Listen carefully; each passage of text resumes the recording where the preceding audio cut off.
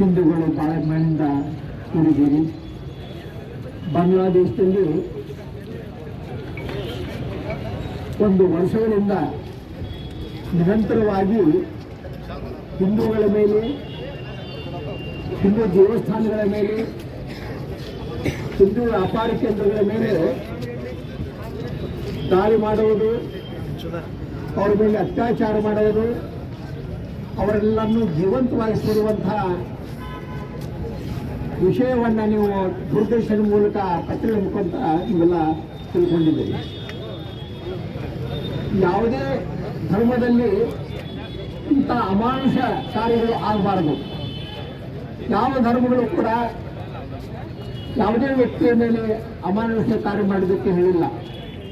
ಆದರೆ ಇವತ್ತು ಬಾಂಗ್ಲಾದೇಶ ಅಲ್ಲಿರುವಂಥ ಜನರು ಮನುಷ್ಯತ್ವವನ್ನು ಮರೆದು ಇವತ್ತು ಅನ್ಯಾಯ ಅತ್ಯಾಚಾರ ಮಾಡ್ತಾ ಇದ್ದಾರೆ.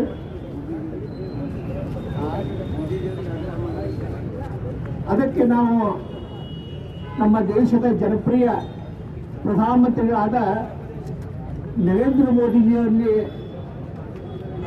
ಕಳಕಳಿ ನಿವೇದನೆ ಮಾಡುವುದು, ಭಾರತ ದೇಶ ಬಾಂಗ್ಲಾದೇಶವನ್ನು ಸ್ವತಂತ್ರಗೊಳಿಸಿ ಅವರನ್ನು ಸುಖ ಶಾಂತಿ ಸಮೃದ್ಧಿ ಇರುವುದಕ್ಕಾಗಿ ಯಾವ ರೀತಿ ನಾವು ಪಾಕಿಸ್ತಾನದಲ್ಲಿ ಹೋರಾಡಿ ಅವರಿಗೆ ಸ್ವಾತಂತ್ರ್ಯವನ್ನು ಕೊಟ್ಟಿದ್ದೀವಿ, ಇವತ್ತು ಆ ದೇಶದಲ್ಲಿರುವಂತಹ ಜನರಿಗೆ ಕೊಡುವ ಸೌಲಭ್ಯಗಳನ್ನು ತಕ್ಷಣ ನಿಲ್ಲಿಸಬೇಕು.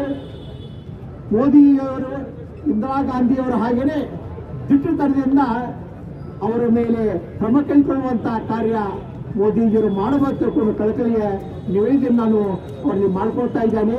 ಇದಕ್ಕೆ ಇಂದಿರಾಜಿ ಅವರಿಗೆ ಹಾಗೆ ವಿರೋಧ ಪಕ್ಷ ಅಟಲ್ ಬಿಹಾರಿ ವಾಜಪೇಯಿ ಆಗಲಿ ಭಾರತದ ಎಲ್ಲ ಪ್ರತಿಯೊಂದು ವ್ಯಕ್ತಿಯೂ ಕೂಡ ಹಾಗೆ ಸಮರ್ಥನೆ ಕೊಟ್ಟರು.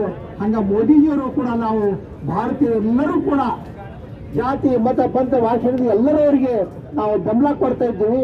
ತಕ್ಷಣ ಭಾರತದಲ್ಲಿ ಬಾಂಗ್ಲಾದೇಶ ಆಗುವಂಥ ಅನ್ಯಾಯ ಅತ್ಯಾಚಾರವನ್ನು ನಿಲ್ಲಿಸುವುದಕ್ಕೆ ಎಷ್ಟು ಸಾಧ್ಯವೋ ಅಷ್ಟು ಬೇಗ ಕ್ರಮ ಕೈಗೊಳ್ಳಬೇಕೆಂದು ನರೇಂದ್ರ ಮೋದಿಜಿಯವರನ್ನು ನಾವೆಲ್ಲ ಸವಿನಯ ನಿವೇದನೆ ಮಾಡಿಕೊಳ್ತಾ ಇದ್ದೀವಿ.